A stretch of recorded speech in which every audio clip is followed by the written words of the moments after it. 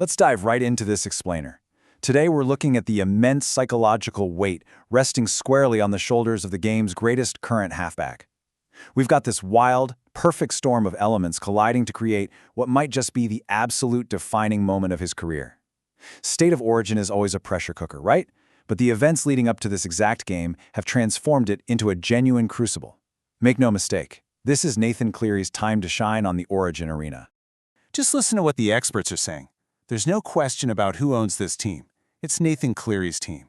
That hits for the heavy, grounded intensity right from the jump. This isn't about sharing the load anymore. Everyone is acknowledging the massive stakes and the raw emotion surrounding the Blues camp right now. The safety nets are completely gone. This is his ship to steer. 48. That's the mere 48 hours notice the team had after Mitch Moses suffered hamstring tightness. You know how it goes. He finishes a training session, pulls up tight, throws in some extras, but ultimately, he needs scans just 2 days before kickoff. At this elite level of representative football, a disruption like that, just 48 hours out, triggers an absolute crisis in preparation. So, losing his starting playmaker 2 days before kickoff creates an unavoidable scenario.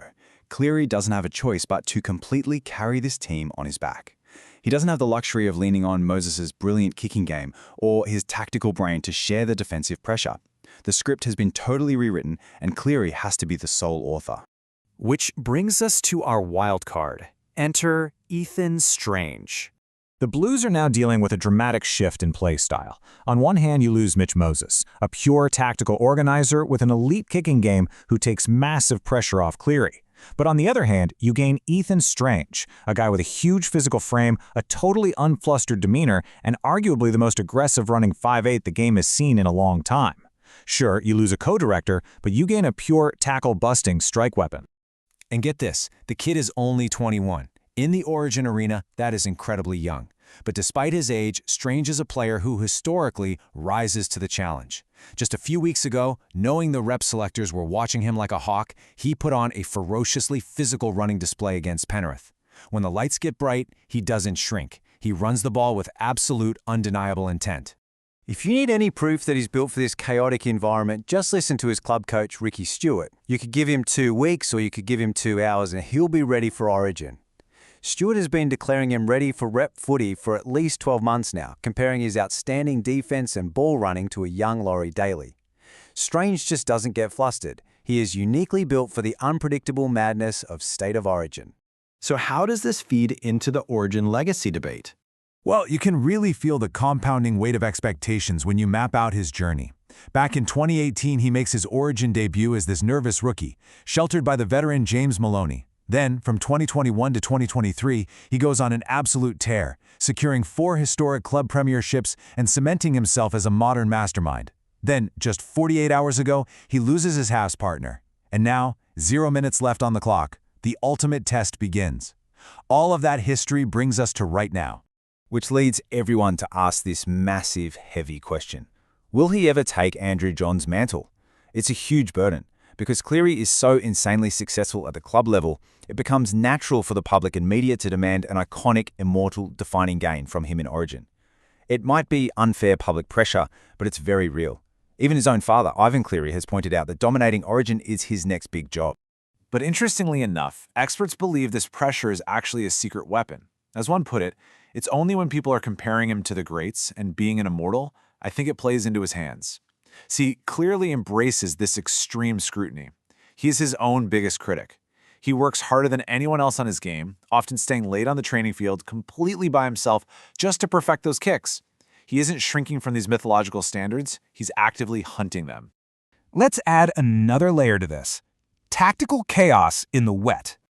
The wet weather actually simplifies the game in a really fascinating way. Because the ball gets greasy and jolts loose on heavy impact, players have to baby the possession.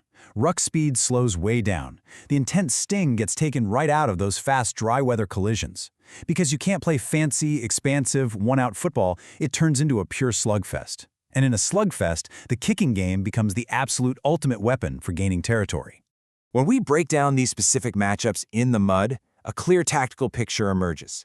Cleary and Strange bring elite kicking and aggressive running, but obviously they're an unproven partnership. On the Queensland side, Cameron Munster and debutant Sammy Walker bring pure instinct and unpredictability. But look at the vulnerability here. Walker's smaller defensive frame, you better believe the tactical goal for the Blues will be to drive relentless physical traffic. Big back rowers like Hudson Young directly at Sammy Walker all night to drain his energy and test him in the wet. Now, before the whistle even blows, players have to manage the hype, or they risk the dreaded adrenaline dump. It's actually pretty funny. Veterans talk about learning this the hard way early on. You might think chugging a pregame Red Bull is a brilliant idea to match the stadium's energy until you realize it just causes absolute nervous stomach chaos before you even hit the field. Managing that adrenaline and staying centered is literally half the battle when you walk out to a roaring crowd. Which brings us right back to our protagonist's intense, focused mindset. Controlling the controllables. That is Cleary's direct quote when he was asked about the sheer chaos of the week. He isn't sweating the refereeing, the sudden roster changes, or the slippery turf. He and the spine have collaborated, trained right through the rain, and focused entirely on staying present. Everything is set for Cleary's time to shine. There's this beautiful, full-circle narrative happening right now. Back in 2018, Cleary was the nervous young rookie, and the veteran James Maloney took all the pressure off him, telling him to just play his natural game and not overthink it.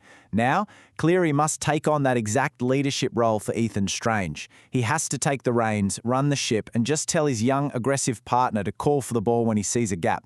It's the ultimate evolution of a playmaker.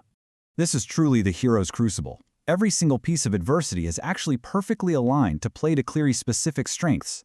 The sudden injury makes him the undisputed sole playmaker. The terrible weather heavily favors his elite kicking boot over expansive passing. His rookie partner is a natural runner ready to just follow his lead, removing any conflict in play calling. It is the perfect, unadulterated stage for him to silence those legacy critics once and for all. So, I want to leave you with this final provocative thought. With the entire state's hopes resting heavily on his shoulders, the weather forcing a tactical kicking masterclass, and the keys to the team completely in his hands, is this the exact moment Nathan Cleary ascends to immortal status in the State of Origin arena? The board is set, all the pieces are in play, now we just get to watch him play the game.